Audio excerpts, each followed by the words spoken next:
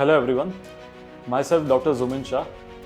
I'm a neurologist and epilepsy specialist at SGVP Holistic Hospital. જો તમારા family મેમ્બર્સમાં, friend સર્કલમાં અથવા તો નેબર્સમાં કોઈને એપિલેપ્સીની બીમારી હોય અને તમારી સામે ખેંચનો અટેક આવે તો બિલકુલ પર ડરવાની જરૂર નથી.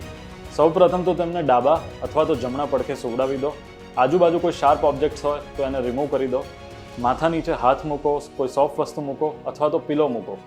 એપિલેપ્સી દરમિયાન દર્દીના હાથ પગ જકડાઈ જતા હોય છે, ઝાટકા મારતા હોય છે, તો એ સમયે હાથ પગને બાંધી દેવા નહીં. આપણા ત્યાં ઘણી બધી માન્યતાઓ છે, જેમ કે ખેંચ દરમિયાન નાકમાં મોજું સૂંઘાડવું, ચપ્પલ સૂંઘાડવું, લસણ અથવા તો ડુંગળી સૂંઘાડવું, મોઢામાં શુગર અથવા તો લીંબુ નાખવું વગેરે વગેરે. પણ આ બધી વસ્તુઓ, આ બધી માન્યતાઓ તદ્દન ખોટી છે. આમાંથી કંઈ પણ કરવું નહીં.